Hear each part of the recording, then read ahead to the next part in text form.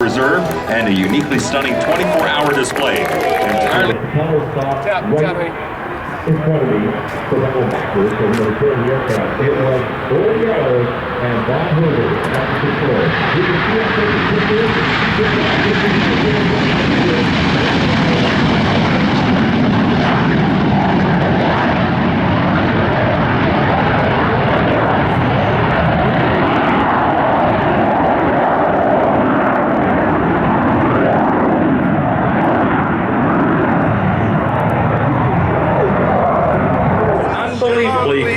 commandeering a German FW-190, the same type of aircraft that shot him down. Blasting out of the enemy revertments, he lifted off and flew at treetop level before setting the aircraft down in a field in Holland. Now, as Randy and Wilbur come to show left, they're going to pull about 3.3 Gs. They are right at barber pole, or maximum speed on that Sabreliner, about 340 knots. Pull on the Gs.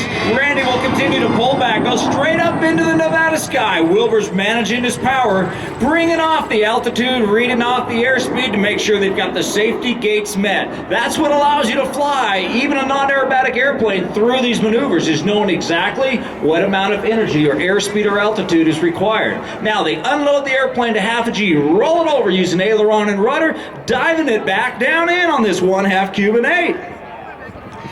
And look at the beautiful trail of air show smoke coming from the back of that aircraft, hanging absolutely perfect in the skies here. You know, after the war, Bob Hoover was assigned, of course, to flight test duty at Wright Field, and when Chuck Yeager was asked who he wanted on his flight crew in the new supersonic Bell X-1 program, he said, Bob Hoover. Becoming Yeager's backup pilot, he flew chase in a Lockheed P-80 Shooting Star during that historic Mach 1 flight.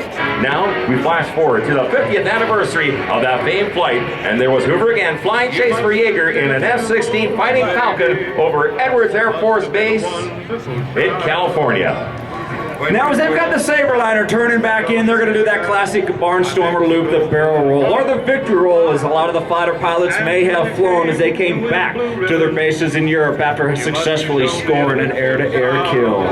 This maneuver will be a climbing, rolling maneuver, taking the airplane through 360 degrees of roll and 360 degrees of pitch. Oh, you must have been a beautiful baby, 'cause baby, look at you now.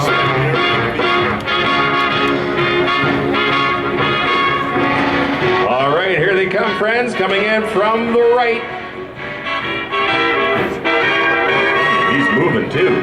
Again, he's at the barber pole. He is max speed at the beginning of almost all these maneuvers. Realize the stork delivered. The sun shining, beautiful, graceful roll.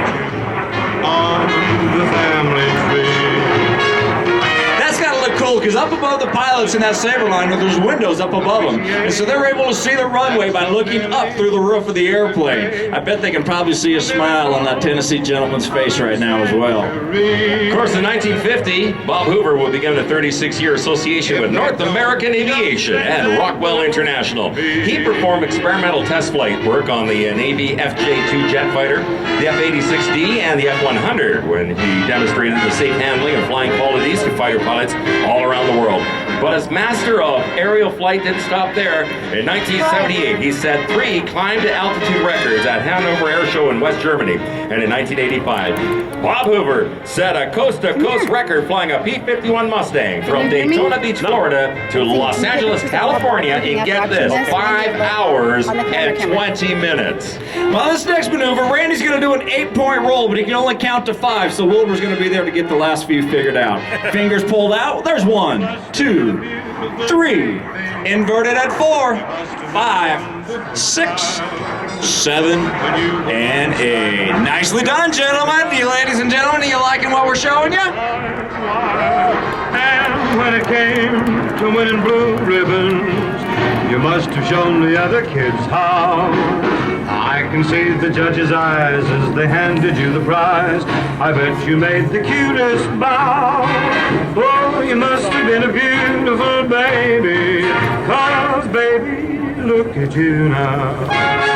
Well, as we got the aircraft repositioned, let me tell you a little more about Mr. Hoover. The man who originally bought this Sabreliner and brought this routine to life was born in Nashville, Tennessee on January 24th of 1922. At the age of 15 and sacking groceries at the local grocery store for 12.5 cents an hour, he paid for his flying lessons and learned to fly at Nashville's Berry Field. He then began to try his hand at loops and rolls and taught himself aerobatics.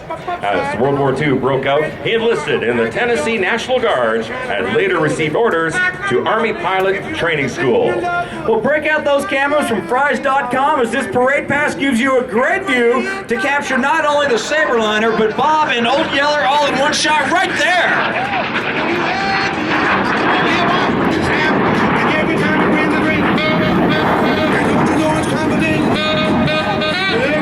You know, this Sabreliner, though, a lot of people who know their airplanes may recognize that tail, the landing gear, the wings kind of look familiar. And they actually share a commonality with the F-86 Sabre jet. Of course, Bob made famous as well. And served the Air Force and the F-4J Navy in combat in Korea. That's where the name Sabreliner actually came from. Those are the same components. The company said, you know what, it's just close enough. We're going to share the Sabre aspect with it, give it the liner, and you had a wonderful top-of-the-line technology corporate jet back in the day. And that is still what this Sabreliner is used for. Despite the company having some Gulfstreams, this is kind of the favorite of the owners. They'd much rather get in this airplane with a little bit of style, a little pizzazz, a little bit of roar out of those engines. Great ramp appeal, too. That is one beautiful aircraft that's making its way in from the left. And look at the great shot on the Jumbotron as well as that Sabreliner starts to come in. You know, the Sabreliners were produced from the late 50s and continued to be produced up into the 70s. The Navy was still flying them when I was down at Navy Pensacola at VT-86 in 07. Down low, Fries.com bringing you the Sabreliner and the Bob Hoover tribute. Oh, that sends shivers down my spine, tucking it into the Hoover Valley. Woo! Oh my gosh. That's a whole nother story I'd love to have the gentleman explain. He spent a little more time flying down there than that, though. Well, actually, we'll explain that a little later on this afternoon when Jim Pites goes into the air, because I'm going to give you a hint. He's going to do the same thing. What a tribute, and what a great aviator as well. Robert A. Bob Hoover. And you know, for those of you, and I can't believe nobody knows who Bob Hoover is, one of the things he's also renowned for, of course, is energy I knew you'd do it management well. when he was flying, shutting down both engines, and his Rockwell Shrike commander performing a loop, an 8-point roll, 180-degree turn to a landing, then taxiing to show center, sometimes even right to his parking spot without starting the engines up again. I remember seeing that routine, Pasco, Washington. I was a high school kid in the late 80s, sitting there in just absolute amazement. Now to be able to sit and share a debrief room with him, and he's been in the Patriots debrief and given us points that even to this day are valid to our air show routine. You talk about energy management. They're bringing that Sabreliner in from behind us right there. They're going to pull up into the vertical and have enough energy to give us not one, but about 1.5, maybe 1 3/4 rolls. Unload it, roll it around, Randy. There's a half. There's one. Wilbur's reading airspeed. And about 1 1/3. Pulling that nose below the horizon. You don't want to get it too slow up top. Well, I was going to say density altitude is playing in here a little bit too. We're at a high airport on a hot day, and the airplane thinks it's way up there. Oh, let me tell you, it's some hot flying going on as well. Back in town. Well, as they circle back down, I want to tell you, though, there's a great opportunity. There's a Bob Hoover project coming up. The release date for what's called Flying the Feathered Edge. The Bob Hoover project is expected to be completed here anytime.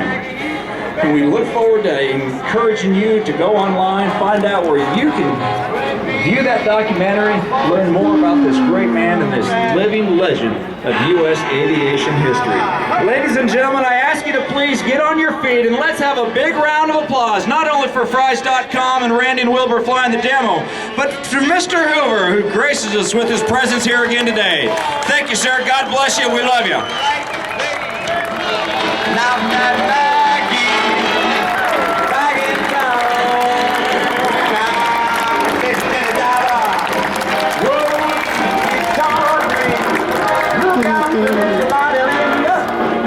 And old see Old Yeller and Clay Lacey's Miss Van Nuys parked together there. What a great sight. Of course, for 20 years, that's the yellow aircraft, Old Yeller, the official pace and safety aircraft for the Reno National Championship Air Races Unlimited class.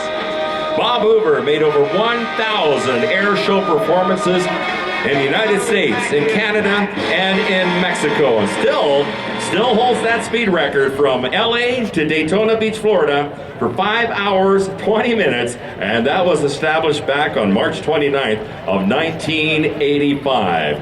And of course, Clay Lacey's Miss Van Nuys won the Unlimited in 1970. To see these two aircraft nose to nose like that, that is beautiful.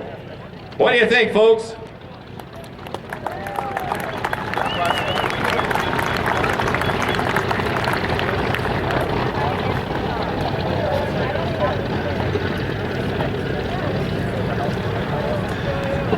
Welcome to Nevada, where you will find unparalleled events such as the National Championship Air Races done in a uniquely Nevadan way. We don't just have a air show, we have air races. We don't just have a hot air balloon festival, we have the largest free ballooning event in the country. We don't just have great food, we have the best in the West nugget rib-off. And the great Italian festival, I'm reverting back to my old country, and even the largest, wildest mountain oyster fry. Nevada does things its own. So, Bob, do you have any spare hats in your RV that we can wear tomorrow during the demo? You know what the funny thing is? He's serious. The ramp's gonna go sterile here pretty soon, so yeah, he's either gonna stay here and have a peanut butter and jelly sandwich, or we got to get him back one way. Okay. Well, let's head back then. Thank you. You bet. Yeah. Will we see you again tomorrow? Oh, sure. I'll be here tomorrow. Big time.